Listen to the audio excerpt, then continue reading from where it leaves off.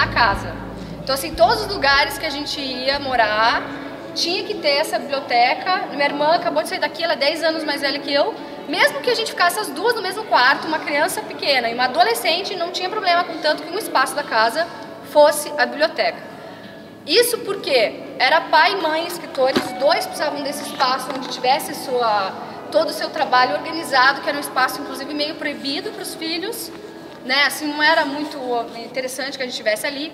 Eles tinham uma organização bem própria deles e principalmente o meu pai tinha, minha mãe é bem mais organizada no sentido tradicional da palavra, mas meu pai tinha a lógica dele, que é o que a gente consegue ver ali naquela foto da biblioteca. Vamos lá, em vez de ficar parado aqui falando, tem coleção, por exemplo, a série Estudos, que é fundamental, livros de estudo eles se interessavam muito pela cultura greco-romana, livros sobre semântica, livros de filosofia, livros religiosos, né? Não dá para esquecer que um período ele foi seminarista, então ele começou a se interessar por religião. Então ali, aquilo ali até eu fiz questão de colocar, porque tem o Bhagavad Gita, o Alcorão, a Bíblia, entendeu? Para ele é interessante porque tudo é cultura. Então aí a forma que cada cultura contava a sua história através da sua religião, para ele era fundamental, assim. Então isso sempre estava fomentando. Mas tinha o outro lado, aspecto que era o lado social dele e que funcionava no bar. Então assim, tinha muitos artistas na época que se encontravam, por exemplo, vinha o Augusto, etc., ou vinha o Caetano tocar em Curitiba, etc., terminava todo mundo ou no Bar Palácio, ou no Bar do Alemão, ou ia para o Stuart. E era nesse momento de socialização que não excluía a família é junto, né? O que eu dormi com aquelas cadeiras juntinhas assim no bar, assim, no colinho deles, não tá no gibi. E aí ele acabava aqui tendo ideias. Então aqui no meio tem desde desenho de criança que estava junto, acho que é meu inclusive aquilo ali, até assim coisas sobre função poética, esboços de cursos que ele ia dar sobre literatura, esboços de poemas, besterol, tem besterol no meio. A gente fez questão também de deixar misturado, porque assim, justamente para as pessoas poderem entender um pouco como que era esse funcionamento da produção, né? Da produção em si, como uma pessoa dessa produzia de diversas formas. Então, e essa coisa dele ser meio precoce também, é até engraçado, assim, porque ele tinha um lado também que sempre foi muito ligado à geração dele, mas ele chamava muita atenção da geração anterior. Então, o 40 Cliques, que é um trabalho que foi feito de fotografia de Curitiba com poesia, dá pra ver que ele tá ali com 20 e poucos anos, né? Acho que ele não tinha 30 de jeito nenhum, né? Tá do lado do Jaque Pires, que já era um senhor que escolheu ele como poeta para dialogar com as suas fotografias. E ele também acabou com essa coisa de ler as biografias e querer saber do histórico de cada um e do contexto criativo de cada um também, acabou produzindo biografias, né? Então ele escreveu a biografia de Bachot, Jesus, Cruz e Souza e do Trotsky, né?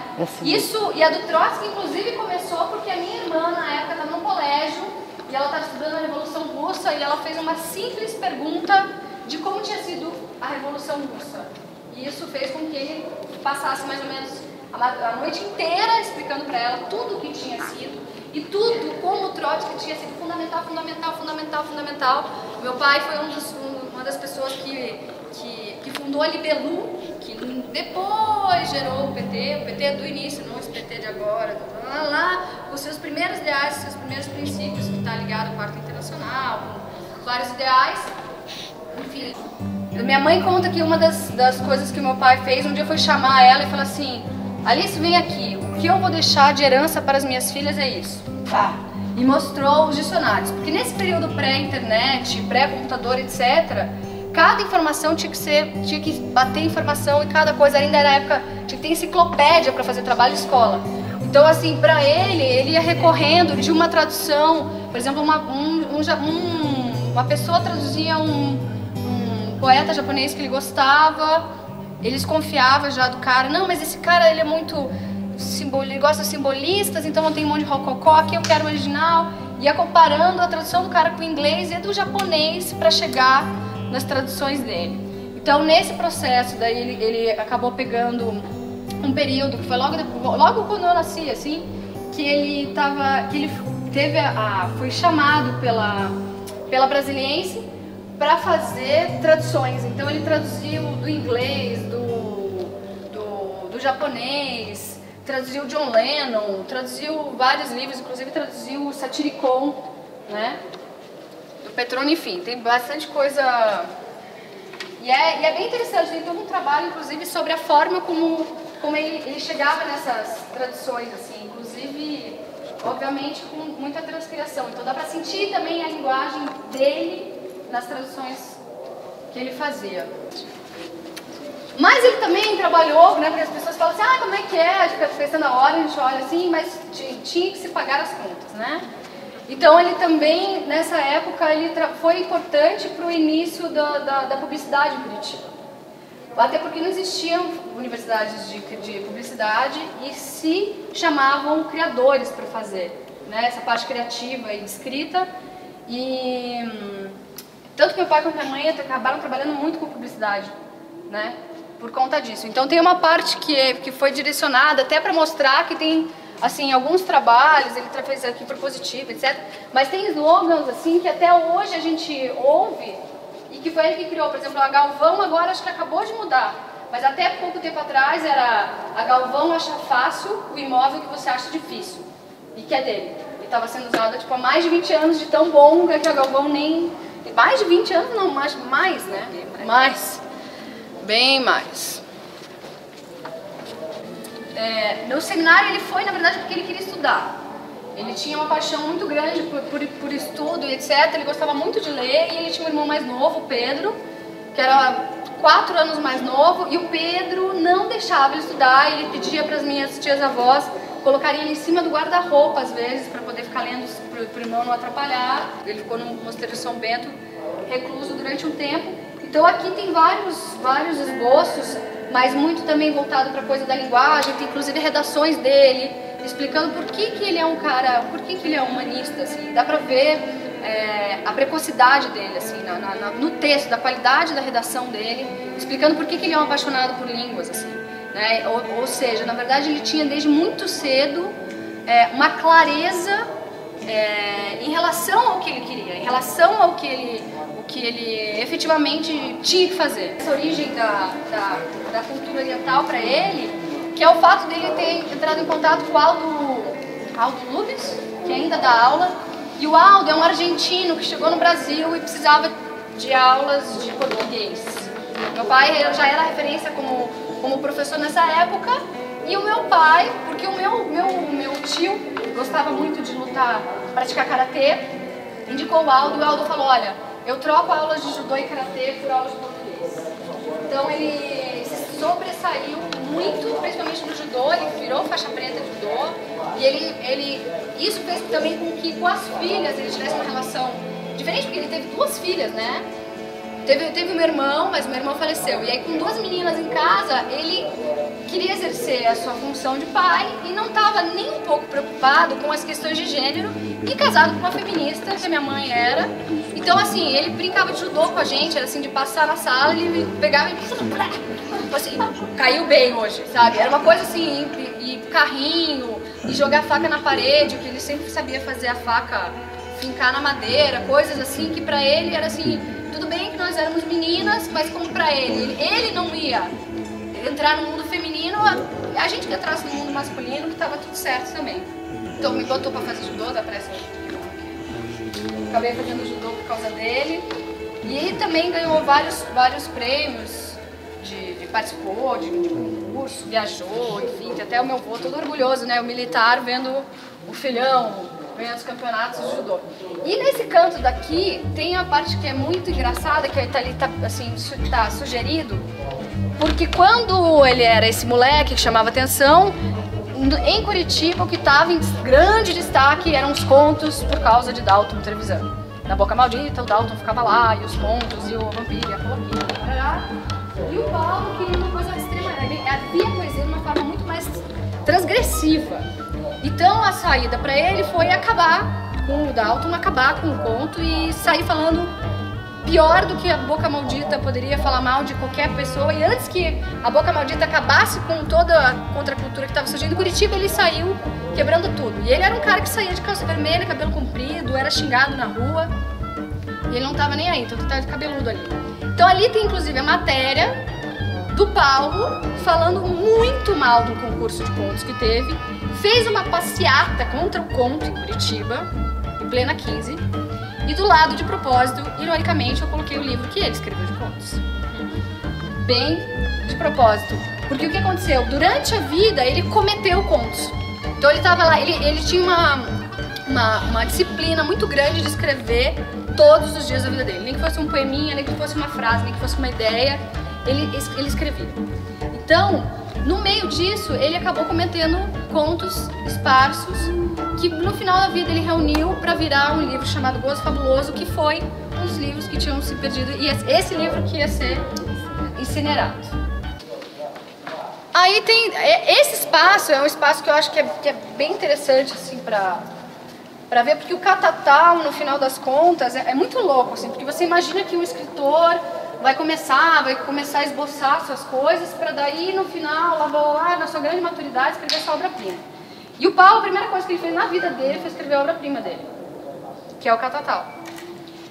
E é a obra-prima no sentido que, assim, é um livro que ainda tem diversos estudos sobre ele, tem grupos de estudos em Curitiba, inclusive, estudando. O livro demorou 8 anos para ser feito. Primeiro surgiu do Descartes com Lente, que foi escrito por um concurso, um livrinho bem pequenininho, tem a estrutura inicial. E ele começou a escrever, e virou Catatal porque era um livro que o meu pai ficava mandando para baixo, para cima, com os originais, né? Era tudo, cada versão que ele fazia, ele colocava embaixo do braço, ia mostrar para os amigos, ia contar, ter ideia dos lugares. Chegou uma hora que 8 anos depois, quando ele iniciou o Catatal, ele ainda não estava com a minha mãe. Quando ele estava finalizando o Catatal, eles já estavam juntos. A minha mãe percebeu que o livro precisava ser abandonado e não terminado. E começou, e ele chegava, fofa, vem cá ver o que eu fiz, olha como é que tá essa página. E a minha mãe começou a dizer assim, puxa, que legal, me entrega aqui. E começou a esconder as páginas dele para que ele efetivamente parasse de escrever o livro, porque, enfim. Mas é um livro que é bem interessante e eu recomendo para quem tiver curiosidade de ler, não encarar como um livro tradicional. Assim, minha mãe brinca de ler como um oráculo. Assim, você pega uma página, abre e que se divirta. Ele mesmo fala assim, não tem guia, virem-se, né? É um pouco isso, assim. Daí aqui estão os originais, a gente, né, colocou os originais desses que foram... Essa é a versão já raptada pela minha mãe, final. E nesse período já tinha essa questão que o Dico fala que eu fiz as fotos do livro e tal, para o lançamento do livro do Paulo. Ele tá pelado porque esse é um livro independente. Então a gente olha assim, o grande Catatal e tal. Nenhuma editora ia se interessar pelo Catatal naquele período. Então a ideia do Dico foi tirar a foto dele pelado, que era assim, o Paulo Leminski ficou assim para escrever esse livro. Então ele bancou toda a edição do bolso, não tem marca nenhuma de editora. Os amigos que trabalhavam em editora na época, o Paulo Vítola, um monte de amigos foram ajudando ele a pensar em diagramação e capa, enfim, né? E, enfim, ele bancou a edição toda do bolso. E aí depois foram feitas outras edições, ainda tem uns esboços de brincadeiras que acabaram entrando no Catatal também. E eu acho que ele tinha, eu não sei, isso é uma elucubração minha, tá? Que ele tinha essa necessidade de ter a experiência do objeto livre com as coisas dele. Porque o que ele fazia era isso, ele pegava, escrevia os poemas, digitava e tinha o trabalho de cortar e fazer esses cadernos com diagramados, né? Que você vê o poema diagramado. E aí a parte musical, que é uma encrenca que é toda comigo, porque nessa coisa de cuidar da obra, a gente acabou tendo que dividir muita coisa, muita demanda de digitalização, de recuperação de trabalho, de autorização de coisas que fazem, etc. Então, a parte musical, justamente por causa disso que eu estava falando, porque a parte de literatura é um trabalho solitário, você pode produzir, entrega na mão da pessoa e a coisa vai. A parte de música é muito diferente, né? Se você não se coloca à frente do seu trabalho, não se coloca como cantautor, etc., muitas vezes as pessoas nem sabem que você é compositor. Ele fazia essas fitinhas aqui, saía gravando as músicas dele enlouquecidamente para todo mundo que vinha para Curitiba. E até porque esse contato com essas pessoas de fora até é engraçado, porque chegou uma hora que ele não procurou ninguém, né? O Caetano e a Gal chegaram lá em casa, assim, de táxi, né? As pessoas olhavam e falavam, né? O Ali Salomão falava, meu, você foi para Curitiba, você tem que ir na casa de Leminski. Daí ele chegava de táxi lá, o povo e tal, e via, mas mostra aí as tuas músicas e tal. Ele também estava antenadíssimo com uma coisa que estava acontecendo em São Paulo, que eram os moleques universitários muito loucos que gostavam de música erudita, que nem ele, mas dodecafonista, etc. Meu pai também gostava do Schoenberg, ele gostava de umas músicas de vanguarda também eruditas, não só dos romantistas. Ele gostava de umas coisas bem de música contemporânea mesmo. E ele viu que tinha uma molecada misturando essas músicas com música popular brasileira, que era o pessoal da vanguarda paulista. Então principalmente o Itamar veio fazer um show no Paiol em 83, e eles trocaram trabalhos, assim. O Itamar jogou As Próprias Custas, e em troca levou um livro da Alice e um livro do meu pai. E o Itamar, sem falar nada, saiu musicando coisas deles, e depois sentaram, fizeram parceria juntos, bem mais a minha mãe. Mas o Itamar, a relação do Itamar com o meu pai era muito interessante, assim, porque o Itamar aparece... O meu pai aparece mais até como referência para o Itamar até do que como parceria. Então, assim, tem umas 3 músicas do Itamar que ele cita meu pai no meio, tipo, se Leminski e Maltner, né? Tu tem lidos e ouvidos, sempre tem uma coisa assim. E o Itamar sempre falava o quanto foi importante essa questão da linguagem, da letra, da música, como criou uma outra importância para ele a partir do momento que ele entrou em contato. Então, na verdade, ele estava lá, assim, estava importante para o início do rock em Curitiba e da questão da música brasileira, toda do Marinho Galera, movimento Mapa, do pessoal do Rio, né, Caetano gravando, etc. E também fundamental para o pessoal da vanguarda paulista, porque era o pessoal que estava ligado a letras, o Tati, ligado à letra, ligado à música, então também, enfim, bem onipresente, apesar de ninguém saber que ele está ligado à música. Isso é muito louco, né? Ninguém não, mas pouca gente sabe. E tinha uma editora chamada Grafipar, que inclusive trabalhava o Seto, que, né, na virada teve uma grande homenagem para o Seto, que faleceu, que era um grande ilustrador, um grande artista plástico em Curitiba, e várias outras pessoas. E eles tinham, né, em revistas, várias revistas, e um dos segmentos que eles tinham era de revistas eróticas. E aí eles, quem que a gente vai chamar para fazer o roteiro? Que era para fazer história em quadrinho. Tinha umas fotos dos carinhas lá, não sei o quê. Não, mas quem que a gente vai chamar para fazer o roteiro dessas histórias? Tadã! Então chamaram meu pai e a minha mãe para fazer, mas é muito engraçado, porque até aí eles não conseguem sair da coisa da erudição. Então, assim, tem uma das histórias eróticas que é o Júpiter que encontra Vênus, lá, que é aqui. E ó, deixa eu falar pra vocês, que eu fiz questão, eu grudei, por isso tá torto. Eu que colei lá em cima e tal, aquele negócio. Foi o maior chamariz que eu já vi pra criança, que eu já vi na minha vida. A primeira coisa que aconteceu na abertura da exposição foi os filhos da Lu, que são meus afilhados, com o meu filho que tem 5 anos, a minha sobrinha que tem 8. Quando eles leram isso aqui, gente, assim, era uma correria, e uma correria completamente organizada, porque um ficava assim, de butuca aqui na cortina, falando, tá limpo, fica aí, tá beleza. Aí via alguém, saiu com aquela cena que aparece, criança correndo, gente, era com certeza correndo aqui. A gente pode entrar? Não sei se isso tem mais de 12.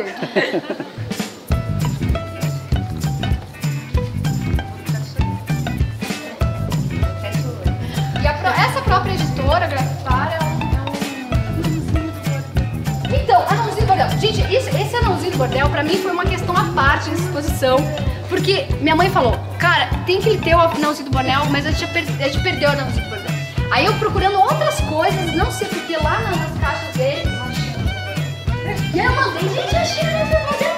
E aí as coisas já estavam sendo mandadas pra gráfica, e para tudo, achei. Aí o Theo digitalizou,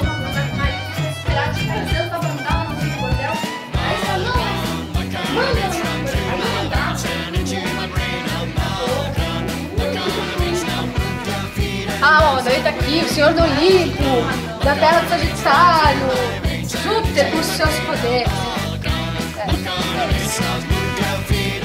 Acho que tá todo mundo mais interessado em ler todos.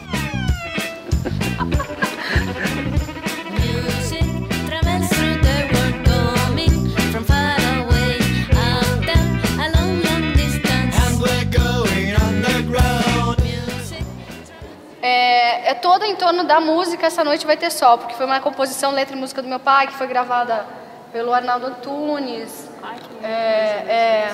Sabe qual que é? Acenda a lâmpada às 6 horas da tarde, acenda a luz dos lampiões, inflame a chama dos salões, fogos de línguas de dragões, vagalumes, numa nuvem de poeira de neon, tudo claro, a noite assim que é bom.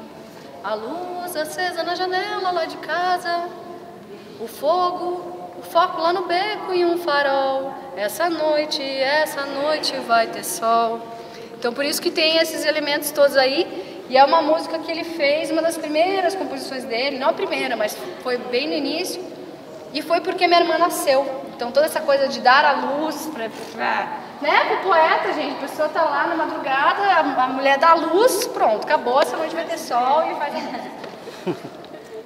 Em Curitiba, muitas pessoas vêm e ficam me falando, onde que eu vou pra ver? E eu fico lá. Vai na casa que ele morou na infância lá no circuito. E aí, eu acabei montando esse mapinha afetivo, né, com vários lugares assim, desde Póstumos, né, porque tem a Pedreira ali também, assim,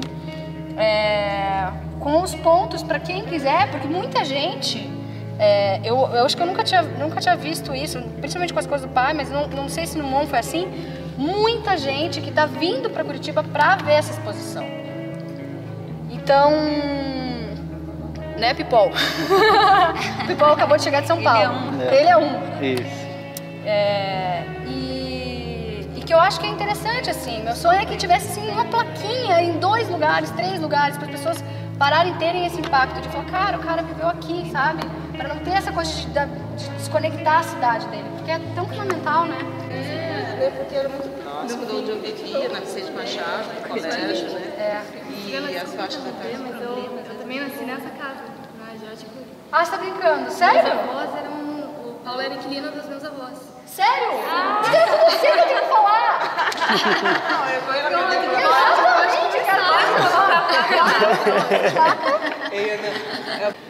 E todo mundo tem uma história com ele, né? Isso que é Todo bacana, né? mundo! Ah, eu fiz isso aqui. Só que assim, é das mais variadas, assim. Então, desde o cara que estudou no Colégio Paranaense, deve estar nessa foto aqui, que daí é um barato, você vê e tal, histórias de criança, até gente que cria coisa. Que é muito louco você ser filho de um cara, você tem todo um luto pessoal e você tem que encarar um luto eterno coletivo.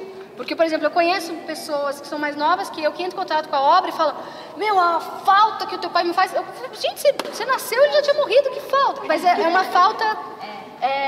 uma falta por tudo isso, por uma cultural, exato. Então é assim, por isso que é uma luta eterna. Então imagina para as pessoas que conheceram. Meu biso polaco, o que dá uma certa confusão, né? Porque tipo, 100 anos, alguém leu 100 anos de solidão, 100 anos de solidão é a minha família. Porque aqui na foto tá o meu bisavô, que é Pedro Leminski, com o meu avô, que é Paulo Leminski, o nome do meu pai de registro é Paulo Leminski Filho. E um dos irmãos dele é Miguel. Aí aconteceu que daí o Paulo casou com a Áurea e deram o nome do filho de Paulo e Pedro. E o Paulo resolveu dar o nome da filha de Áurea e do outro Miguel. Enfim, e daí eu que fugi da casinha, dei nome de Estrela, acabei pegando o outro que é Leon Miguel. Enfim, bem cheio de solidão mesmo. E é muito importante também, porque assim, dessas coisas de influências, né? O Pedro, no final das contas, apesar de ter atrapalhado meu pai em umas coisas, ele foi fundamental para o meu pai querer aprender a tocar violão, porque enquanto meu pai estava lá, super envolvido com letras e tal, meu tio já estava tocando violão e etc. E meu pai falou, não, eu quero aprender esse negócio. E aprendeu de maneira autodidata, já saiu compondo e compunha com o irmão. O Pedro foi bem importante também. O Pedro também é um cara que não se conhece. Uma parte das músicas do Blindagem, inclusive, exposição dele também, muita gente não conhece. É um trabalho muito legal, assim, músicas lindas. Pedro.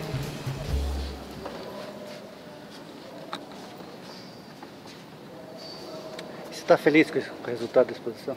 Muito feliz. Na verdade, já que botou no mundo, agora que eu vou percebendo também a amplitude do negócio, né? Primeiro a gente enlouquece, depois vê no que dá. É um pouco isso, assim. Primeiro a gente fez e agora a gente, inclusive, está descobrindo coisas que a gente acertou, que a gente nem tinha exatamente a intenção, mas que acho que só o fato da gente ter feito com essa intenção de expor essa multiplicidade, assim, eu acho que já foi responsável pelo montão de coisas, assim, um montão de acertos. Deu muito trabalho? Muito. É que é maluco, porque você deu trabalho montar a exposição. É um trabalho da vida inteira. Há anos a gente está montando essa exposição e a gente não terminou de montar essa exposição. Essa exposição não vai ser terminada nunca. Ela sempre vai virar outra e outra e mais coisa. Daí tem relatos de pessoas que vêm e contam, né, que por exemplo, a mãe vendia o milho para as galinhas. Tudo isso vai fazendo a coisa crescer, né?